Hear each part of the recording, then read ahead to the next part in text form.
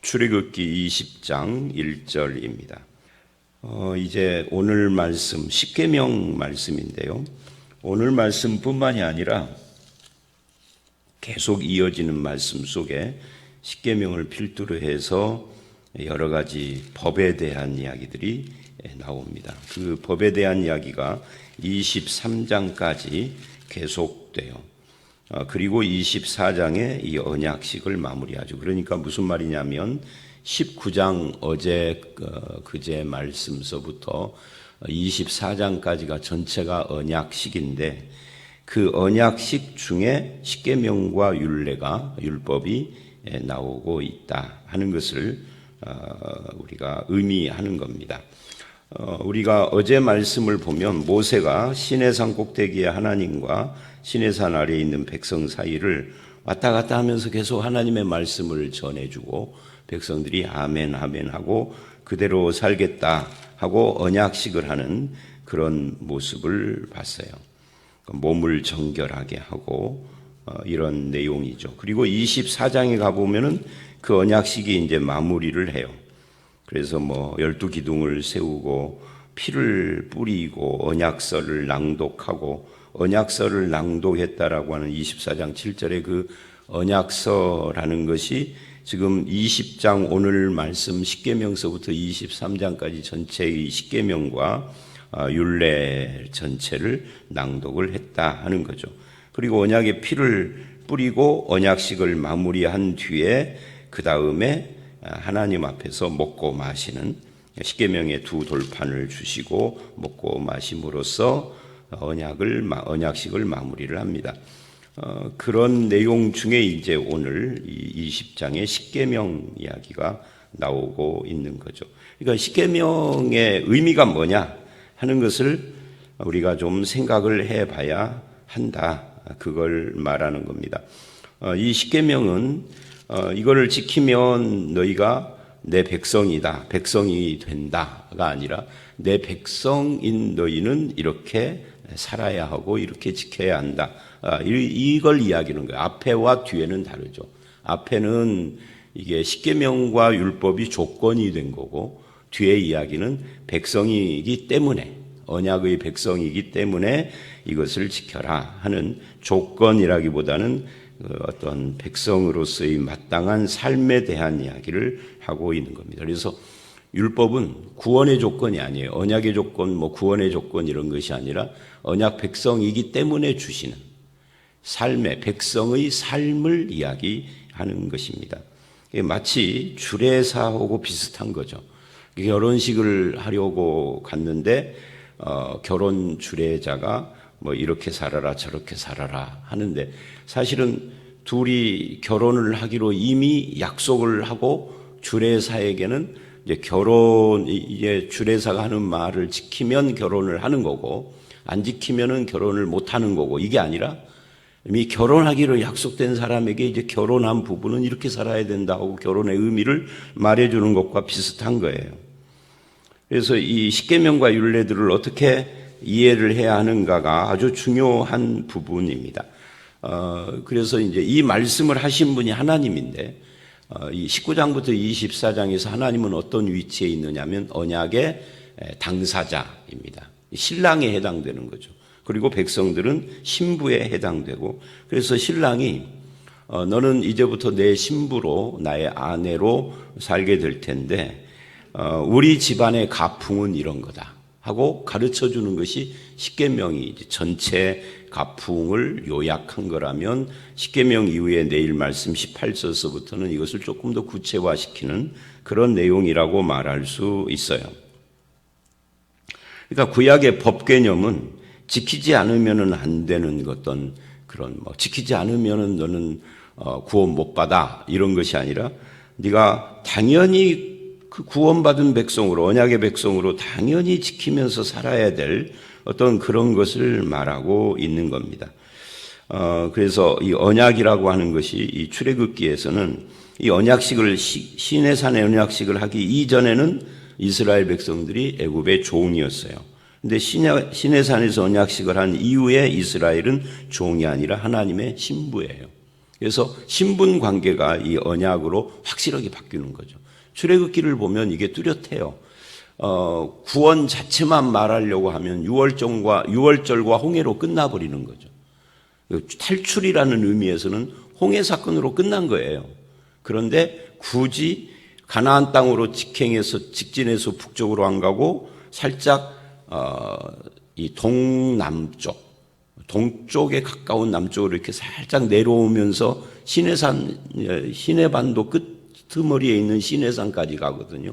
가는 이유는 이게 언약식 이것 때문에 가는 거예요. 언약을 하기 위해서. 그래서 구원은 그냥 탈출 그것만 있는 것이 아니다. 신약도 마찬가지예요. 우리가 죄에서 건짐받았다. 죄와 사망의 권세, 사탄, 세상 이런 걸로부터 건짐받았다. 이걸로 끝나버리면 구원은 반쪽짜리인 거죠. 그렇게 구원하셔서 뭐 하려고 하느냐면 하나님과의 관계. 신약에서는 그것을 뭐 여러 가지로 설명을 하죠. 자녀, 아버지와 자녀라고 설명을 하기도 하고 포도나무와 가지라고도 설명하고 머리와 몸이라고도 하고 뭐 여러 가지로 이야기를 합니다. 그러나 어쨌든 전부 다 하나님과 어떤 관계 속에 들어가느냐 이게 중요한 거예요. 신약에서도 그 관계를 그렇게 중요시합니다. 이 구약에서는 바로 그것을 이 본문에서 이렇게 보여주고 있는 거죠. 신앙이라는 것은 신랑이신 하나님을 신부인 우리가 그 관계 안에서 그걸 누리는 것인데 그것을 어떻게 누리느냐 할 때 그 신랑의 가문에 시집온 그 가문의 가풍을 따라서 누리는 거죠. 하나님의 신부가 되기 전에는 종이었어요. 이렇게 해라 저렇게 해라 하고 종살이한 거죠. 남에 의해서 타율적으로. 근데 이제 신부가 된 뒤에는 종처럼 살지 않죠. 자발적으로 사랑하는 신랑을 위해서 살고 그 신랑의 뜻을 따라서 살고 그게 십계명에다가 다 담아놨다 하는 겁니다. 그렇게 사는 것이 하나님의 신부된 자의 영광이라고 말할 수 있고 그런 이야기예요.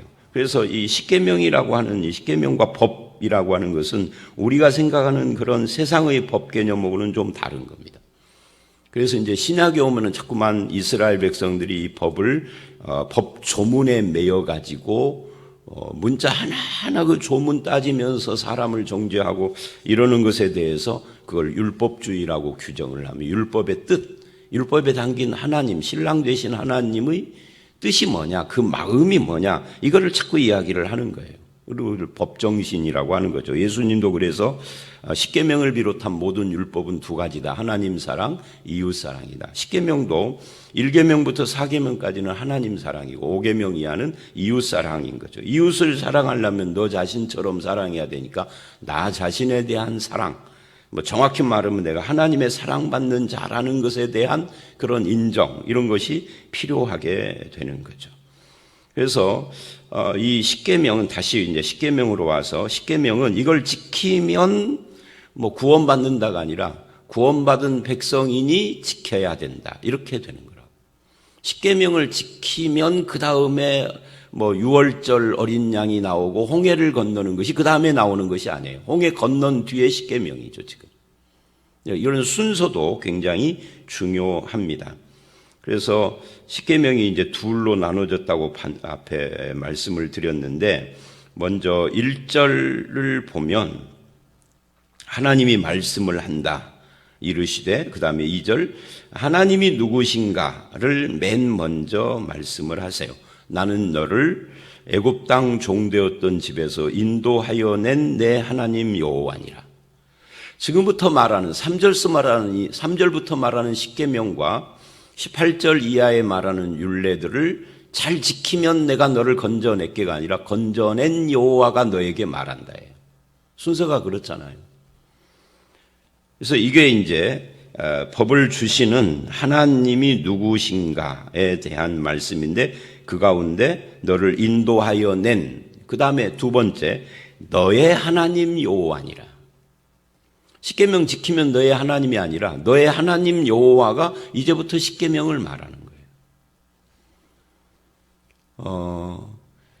그 신랑 신부가 결혼식을 끝내고 신혼여행을 갔어요. 이제부터 한 1년 동안 내가 너를 시험해 볼 거야. 그 시험에 합격하면은 그때 정식으로 너를 내 아내로 인정할게. 신랑이 그러면 어떻게 해야 돼요? 첫날 밤 지내기 전에 빨리 짐 싸가지고 와야죠. 그죠? 그건 이상한 신랑인 거예요. 이제부터 1년 정도 기한을 주고 테스트를 할 거야. 그러면은 그 결혼 잘못된 결혼이죠. 그런 이야기가 아니다 하는 것을 지금 말하고 있는 겁니다. 나는 너를 인도하여 낸 그리고 너의 하나님이다. 십계명 다 말한 뒤에 이거 지키면 너의 하나님 할게가 아니라 너의 하나님으로서 말한다 그 말이에요. 자, 이 부분 길게 말을 했으니까 더 이야기를 하지 않겠습니다. 그리고 이제 십계명의 내용을 3절서부터 말씀을 합니다. 이 십계명이 18절 이하에 나오는 율법들과 어떤 차이가 있느냐 하면 본질적으로는 같아요. 그래서 언젠가도 말씀드린 것처럼 신명기에 다시 율법을 이야기를 하는데 십계명도 말하고 신명기에 나오는 모든 율법을 다 세밀하게 분석을 해가지고 십계명의 몇 계명에 이것이 해당이 되고 연결이 되는가를 다 분석한 학자도 있어요.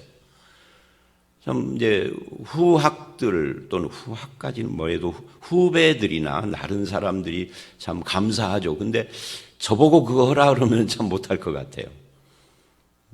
그렇게 어떤 의도를 가지고 그렇게 했느냐면 결국은 이스라엘에게 준 모든 율법이 십계명과 연관되어 있다. 그러니까 이걸 거슬러 이렇게 앞쪽으로 가면은 십계명이 모든 율법의 뭐라고 요약판이다.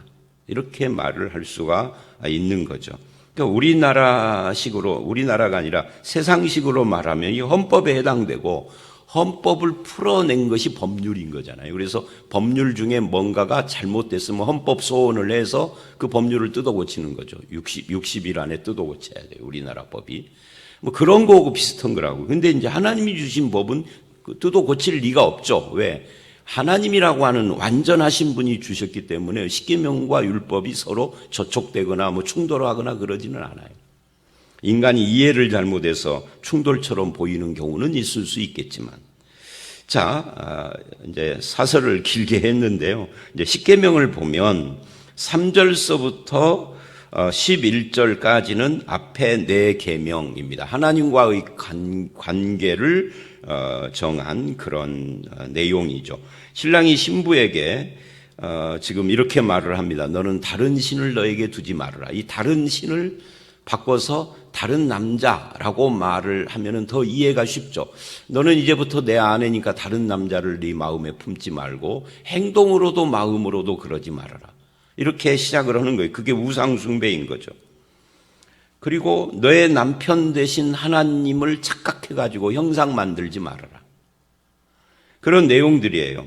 그래서 십계명의 구조에 대해서 말을 하는 분들이 3115 이렇게 말을 하게 돼요. 4와 6, 앞에 4개와 뒤에 6. 우리는 이렇게 쉽게 이야기를 하는데 뭐 어떤 학자들은 3, 앞에 3계명과 안식일 계명, 그다음에 부모 공경, 그리고 나머지 5개, 3115 이렇게 말을 하기도 하는데 뭐 구조가 그렇게 중요한 것은 아니겠죠.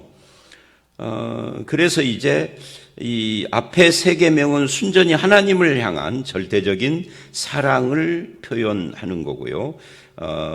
네 번째 이 안식일 이야기는 온 우주를 창조하신 하나님 품 안에서 안식하라 하는 그런 계명을 말을 하고 있는 거고, 5번째 계명은 그 하나님의 일을 세상에 나타나는 가장 중요한 통로로서 부모의 권위, 즉 하나님의 권위를 대변하는 자로서의 부모를 인정하라 하는 것을 말하고 있고, 나머지 5개 6계명부터 10계명까지는 하나님의 백성끼리의 삶을 이야기를 합니다.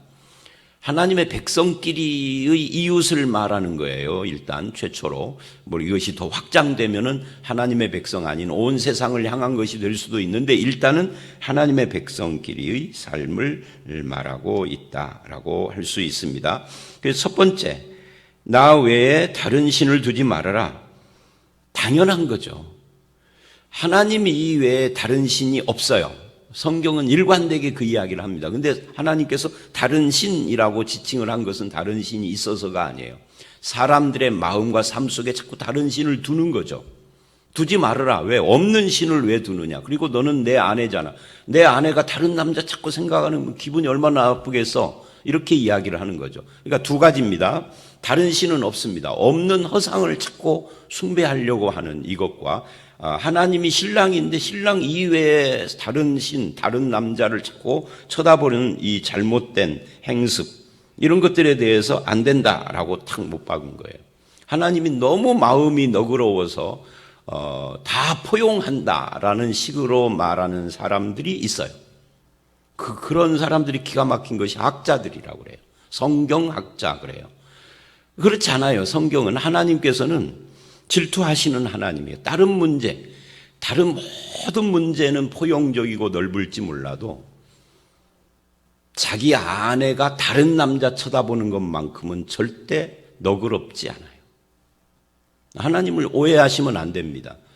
여러분, 너무 사람이 인격적이고 좋아서 자기 아내가 마음대로 다른 사람들하고 놀아나는 것도 좋아. 뭐 세상이 그런 거지, 인생 그러는 거야 라고 하는 남자가 있다면 그 정신이 이상한 사람이 정신병원 보내야 돼. 그런 거고 똑같은 겁니다. 그러니까 하나님과 우리의 관계는 부부 관계로 표현을 하면은 완벽하지는 않은데 이해하기가 쉬운 부분들이 많아요. 이게 일계명입니다. 일단 다른 신은 없다는 것부터 생각을 해. 그 다음에 나를 위하여 새긴 우상을 만들지 말고, 그러니까 너의 신랑 되신 하나님, 네가 믿는 너의 하나님을 자꾸만 형상이 있는 분으로 착각하지 말아라. 하나님은 형상이 없으신 분이다. 영이시다. 그러니 새긴 우상을 만들지 말아라. 어떤 형상도 만들지 말아라 라고 말을 합니다. 그것들에게 절도 하지 말고 섬기지도 말라. 하나님은 질투하시는 하나님이다 그래요. 하나님이 너무 마음이 너그러워서 온 세상의 모든 종교와 신을 다 포용한다라고 말하는 것은 그 수상한 사람입니다. 아무리 대단한 학자라 해도 수상한 사람이에요. 하나님은 절대 그렇게 말씀하시지 않습니다. 유일신 이야기입니다. 그래서 질투하는 하나님이다라고 말씀을 하시죠. 그러면서 나를 미워하는 자의 죄를 갚되 아버지로부터 아들에게로 3, 4대까지 이르게 하거니와, 이 말씀에 대한 오해를 사람들이 많이 해요. 최근에도 제가 이 말씀과 관계되는 질문을 또 받았는데, 이 질문은 뭐 수십 년 동안 단골 질문 중에 하나예요. 많은 사람들이 이것에 대해서 착각하고 오해하고 있고, 심지어 목회자들도 그러고 있고, 이것과 관계되는 책도 나오고, 뭐 가게에 흐르는 저주를 끊어라, 이런 것도 다 이 말씀에 대한 오해입니다. 성경은 여기서 말하는 그 죄를, 아버지의 죄를 아들에게로 3, 4대까지 하는 것은 이게 대물림죄를 말하는 게 아닙니다. 유전죄도 아니고 대물림죄도 아닙니다. 성경에는 그렇지 않다라는 사례가 굉장히 많이 나와요. 가장 악한 자의 아들이 가장 선하고 믿음 좋은 아들인 경우도 많고요. 그럼 3, 4대라고 하는 이 원칙이 무너지는 거죠.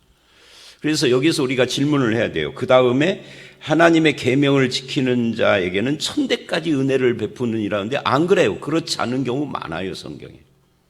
사무엘의 아들들도 나쁜 놈이었고요. 사무엘의 아들들도 타락해서 문제가 심각했었습니다.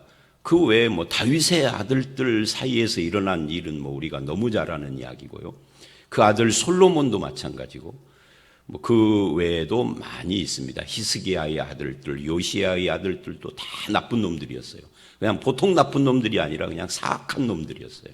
그렇게 믿음 좋은 요시야의 아들들도. 그러니까 이 말씀은 그런 의미가 아닙니다. 3, 4대든 1000대든 이건 대물림을 말하는 것도 아니고 유전을 말하는 것도 아닙니다. 그건 뭐냐 하면 영향을 말하는 겁니다. 영향이라고 하는 것은 자동적으로 되는 건 아니죠. 그 상대편이 어떻게 영향을 받느냐에 따라 달라요. 믿음 좋은 부모의 자녀인데 그 믿음을 왜곡되게 받아들이는 자식들도 있다고요. 자식이 5이면은 둘은 왜곡되게 받아들여가지고 이상한 짓 하는 사람들도 있어요.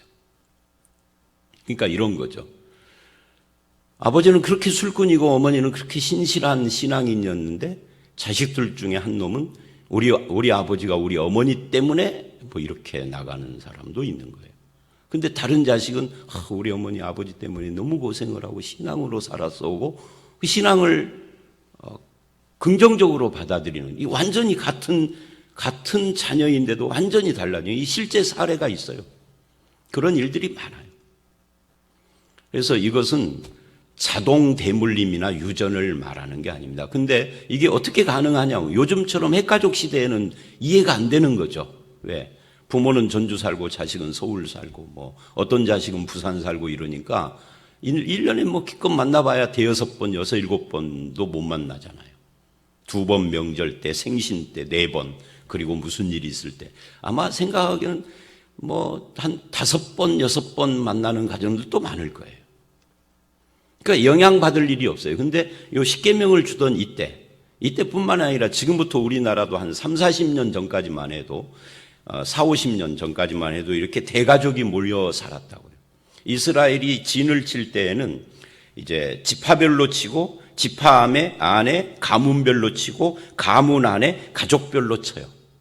그 가족은 이제 보통 할아버지, 아들, 그리고 손자, 손자의 자식. 그래서 이게 한 4대 5대. 이번에도 저희 이제 추석 때 저희 가정에 산소회를 갔는데 동생, 저와 제 밑에 동생 둘째, 셋째, 넷째, 다섯째는 모르는데 저와 둘째 동생은 증조 할머니를 알아요, 얼굴을 뵙기 때문에.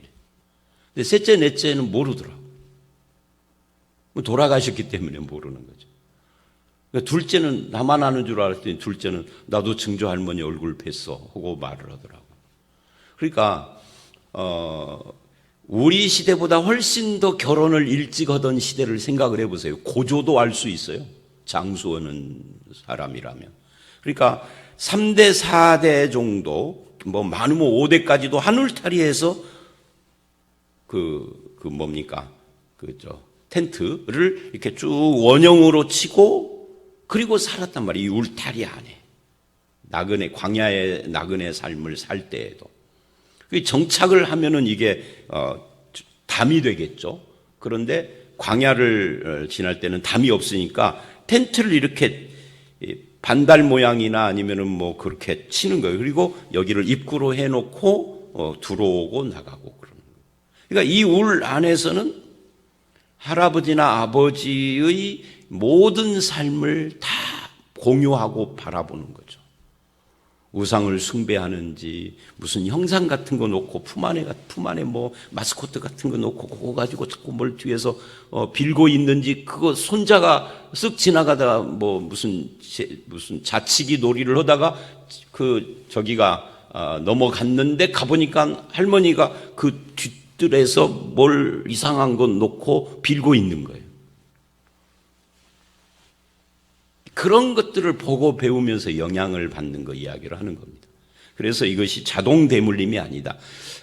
이사야나 에스겔이나 이 에레미야 같은 이런 그 구약의 선지서, 구약 후반부를 가면 그런 말씀 나오잖아요. 아비가 포도를 먹어서 자식이 이빨시다, 이런 말 하지 말아라. 아버지는 아버지의 죄로 멸망하는 거고 자식은 자식의 죄로 멸망하는 거다. 이 말씀을 완전히 뒤집는 거예요. 십계명을 몰라서 뒤집는 게 아닙니다. 이 말씀이 우리가 잘못 오해하고 있었던 거죠. 3, 4대 이것을. 그러니까 아버지의 행습을 보고 영향받지 않고 보고 배우지 않으면은 그 길을 안 가는 거예요. 그죠? 반대 길을 가는 거죠. 히스기야의 아버지는 나쁜 놈이었는데 히스기야는 믿음의 사람으로 가잖아요. 요시야의 아버지도 진짜 나쁜 놈이었는데 요시야는 믿음의 길을 간다고요. 근데 그 아들들은 또 아주 극단적으로 나쁜 놈들로 살아요. 그러니까 영향을 주고받는 거 지금 이야기를 하고 있는 겁니다. 자, 8절. 안식일을 기억하여 거룩하게 지키라. 7절. 하나님의 이름을 망령되게 부르지 말아라. 할 때 이 망령되게 부른다, 이건 우리들에게도 심각한 문제들이에요. 왜냐하면 예수 믿는 사람들이 범죄하고도 그것을 그 어떤 자기를 숨기고 자기의 떳떳함을 말하기 위해서 하나님의 이름을 막 들먹이는 경우도 그 망령되이 여기는 것이고요. 그 외에도 망령되이 여기는 것이 우리들 가운데 굉장히 많습니다. 그래서 하나님의 이름을 함부로 사용하면은 안 돼요. 하나님의 이름으로 무슨 장담하는 거, 뭐라고 표현해? 하여튼 그런 것도 마찬가지. 맹세하지 말아라라고 이제 성경에서 그렇게 하는 경우도 이 망령됨과 관계가 되는 겁니다. 자기의 거짓을 가리기 위해서. 그 외에도 하나님을 무슨 농찌거리로 그렇게 만드는 그런 경우도 망령에 해당되고요. 굉장히 이건 망령되다라는 것은 범위가 넓습니다. 그래서 하나님을 경외하는 삶과 관계되는 것을 말하는 겁니다. 하나님의 이름을 잘못 사용하는 거죠. 그리고 안식일을 이야기를 하죠. 이 안식일에 대해서 안식일을 지켜야 되는 이유를 11절에는 천지 창조하고 관계되는 이유로 말을 합니다. 근데 신명기 5장에 가보면은 애굽에서 구원한 구원 사건하고 연결이 돼요. 그러니까 안식일에는 두 가지 이유가 있는 거죠. 창조로 말을 하고 구원 사건으로 말을 하고, 우리는 이 둘 다를 안식일과 연결을 할 수 있는데 이 안식일은 참 복잡해요. 왜냐하면 구약의 이 안식일 개념이 신약에 가면은 단지 하루만 말하는 것은 아니기 때문에 안식일 문제 때문에 예수님과 마찰을 많이 했고 사도들도 안식일 때문에 많은 핍박을 받았어요. 그런데 마태복음이나 요한복음 같은 데를 보면 안식일의 주인은 예수님이다 라고 그렇게 말을 해요. 그래서 안식의 성취자인 거죠. 또 골로새서 2장을 보면 안식일을 인하여 너희가 비판받지 말아라. 그 말 안식일 잘 지켜라가 아니라 안식일 때문에 비판을 받을 필요가 없다, 그런 이야기거든요. 그러면서 예수 그리스도가 성취한 안식에 대한 이야기를 히브리서 4장도 해요. 결국은 믿음으로 안식에 들어가는 이야기지 안식일이라는 날짜의 문제가 아니다. 이걸 지금 이야기를 하는 겁니다.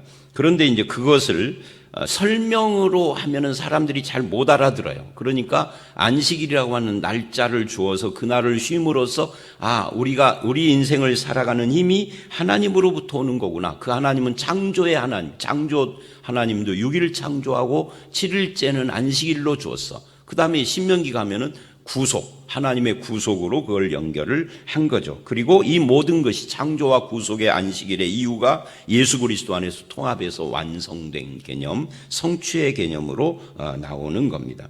그런데 신약에서는 그 안식을 이제는 하루의 날짜가 아니라 모든 날이 주의 날이다, 이렇게 골로새서 2장에서는 가는 거예요. 그래서 모든 날이 주님과 함께하며 그 품 안에서 쉼을 얻는 삶, 근데 그것을 하루에다 담았다는 거예요. 주일은 안식일이 아닙니다. 안식일은 토요일이에요. 그래서 안식교나 하나님의 교회가 맞아요, 안식일로는.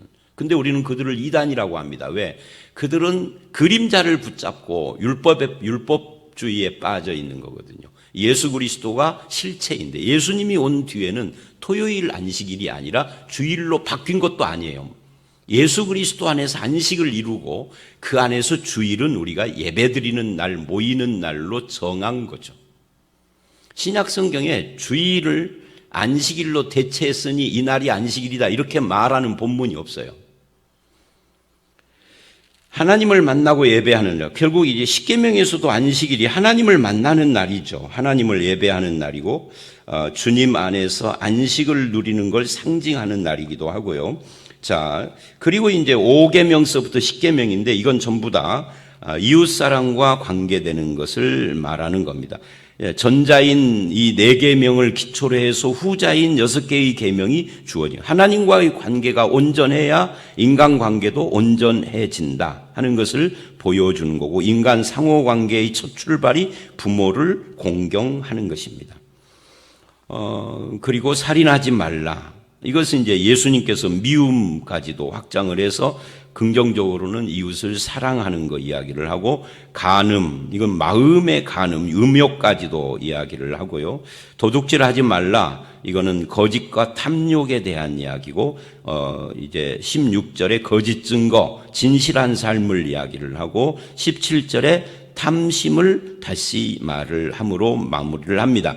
이 17절의 마지막 10계명, 10번째 계명은 탐심인데, 이게 이 뒤에 6개의 계명 전체를 요약한 거나 마찬가지예요. 이게 하마드라는 단어인데요. 탐낸다라는 것이 무엇을 열망하고 사모한다예요.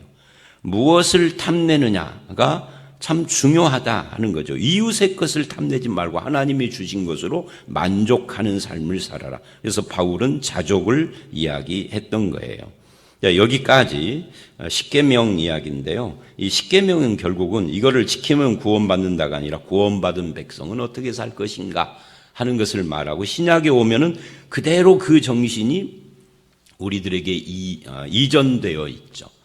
이 안식일 계명만 우리가 조금 헷갈리는데 나머지 계명들은 그대로 다 우리에게 해당이 되는 거예요. 안식일도 주 안에서 안식을 누리며 하루를 정해서 하나님을 예배하고, 이렇게 신약에서는 성취가 되어진 거죠. 예수 그리스도 안에서 하나님을 사랑하고 이웃을 내 몸같이 사랑하라 하신 주님의 말씀을 따라서 하나님의 신부된 저와 여러분이 언약 백성으로서의 삶을 살아가는 그런 성도들 되시기를 주의 이름으로 축원합니다. 함께 기도하겠습니다. 하나님, 나는 너를 애굽 땅 종되었던 집에서 인도하여 낸 내 하나님 여호와다라고 말씀을 하신 뒤에 하나님과의 관계를 정립하고, 그리고 하나님 안에서 안식을 누려야 할 것을 말씀하신 다음 부모를 비롯해서 이웃들과의 관계를 또한 사랑과 섬김과 존경으로 정리를 해 주셨습니다. 우리가 이런 말씀을 따라 그 정신을 붙들고 살아갈 때 하나님을 사랑하고 이웃을 사랑하는 성도의 열매를 맺어갈 수 있도록 도와주시고, 그것이 가정에서부터 잘 되어지도록 우리의 삶을 주장해 주시옵소서. 예수님 이름으로 기도드려 싸움나이다. 아멘.